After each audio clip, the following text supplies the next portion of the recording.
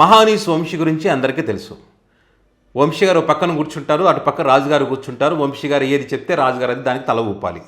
So అట్లా తల ఊపేటువంటి ఒక లైవ్ డిబేట్ ఒకటి పెట్టారు.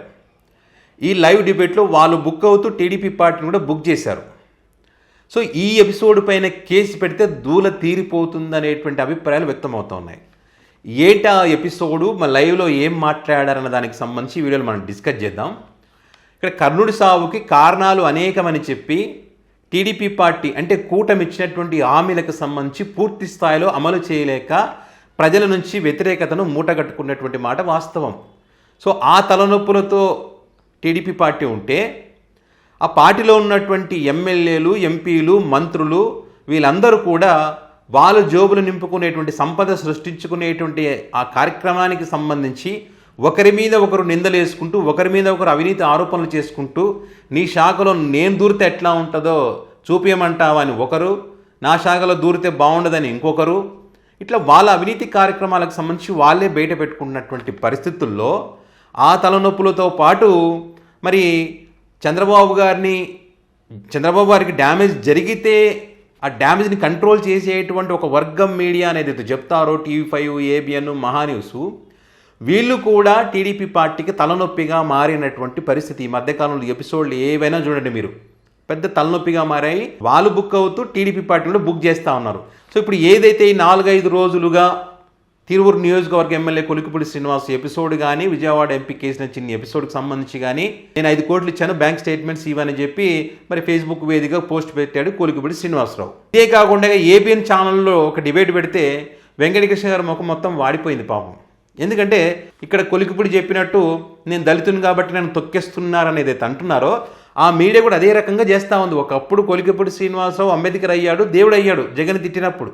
కానీ ఇప్పుడు కేసినేని చిన్ని మీద ఆరోపణలు చేస్తున్నాడు కాబట్టి దేవుడు కాడిప్పుడు దయ్యమవుతాడనమాట.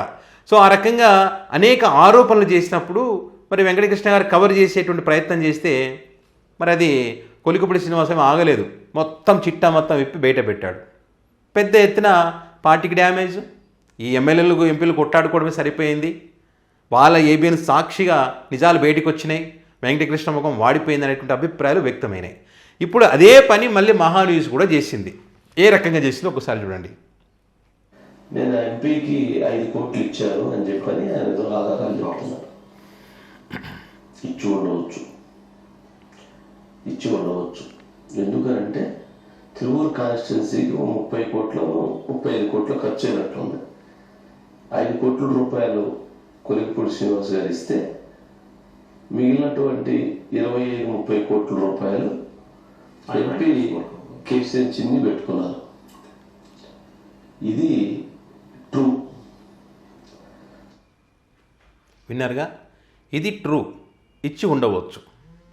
అంటే ఏసీలో కూర్చొని మనం ఏం మాట్లాడుతున్నామో, మన మాటల వల్ల నష్టం ఎవరికి, లాభం ఎవరికి, మనకెంతవరకు నష్టం జరుగుతుంది, మనం బుక్ అవుతామా, మనం జాకులు పెట్టి లేపే పార్టీకి ఏమైనా నష్టం జరుగుతుందా అనేటువంటి ఆలోచన ఏది లేకుండా ఇక్కడ మాట్లాడే ప్రయత్నం. అంటే ఏంటంటే వీళ్ళు కొలికిపూడి శ్రీనివాసరావుకి అంత సీన్ లేదు అని చెప్పే ప్రయత్నంలో కేసినేని చిన్నిని పైకి లేపేటువంటి క్రమంలో ఈ రకంగా మాట్లాడారు వాళ్ళు.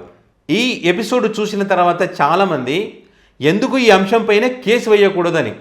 ఎందుకంటే ఇక్కడ ఎన్నికల నిబంధనల ప్రకారము ఎంపీ ఖర్చు పెట్టాలంటే 90 లక్షలు ఖర్చు పెడతాడు, ఎమ్మెల్యే ఖర్చు పెట్టాలంటే 40 లక్షల రూపాయలు ఖర్చు పెట్టాలి.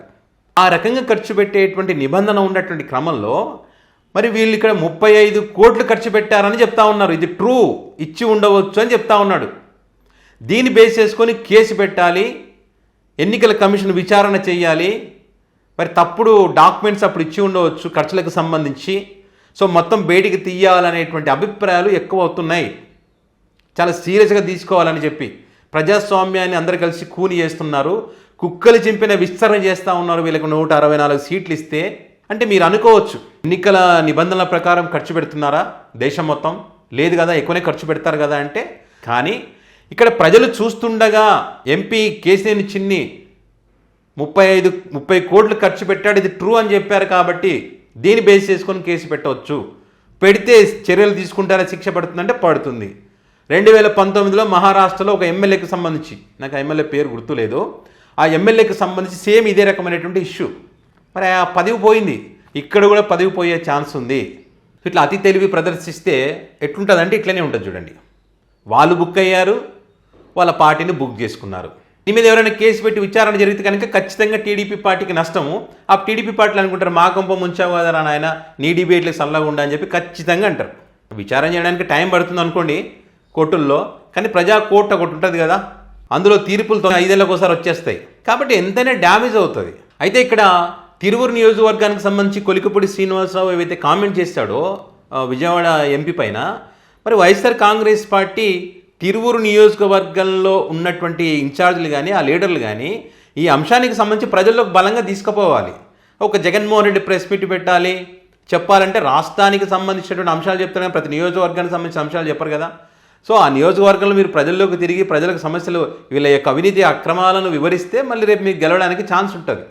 లేదు అన్ని జగన్ చూసుకుంటాలే మేము ఎలక్షన్స్ అప్పుడు పోతామని అనుకుంటే మీకే నష్టం అది. సో ఏదేమైనా కూడా కూటమిలో ఉన్నటువంటి ఎంపీలు, ఎమ్మెల్యేలు, మంత్రులు ఆ పార్టీకి డ్యామేజ్ ఏ రకంగా చేస్తూ ఉన్నారు, వాళ్ళ మీడియా కూడా అదే రకమైనటువంటి డ్యామేజ్ చేస్తుందనేటువంటి అభిప్రాయాలు అయితే ఎక్కువగా ఉన్నాయి. సో మరి దీన్ని బేస్ చేసుకొని ఎందుకు కేసు వేయకూడదు అనేటువంటి అభిప్రాయాలు చాలా మంది వ్యక్తం చేస్తూ ఉన్నారు. సో ఏం జరుగుతుందన్నది చూద్దాం. మరి దీనిపైన మీ అభిప్రాయాన్ని కామెంట్ రూపంలో పెట్టగలరు. Thank you.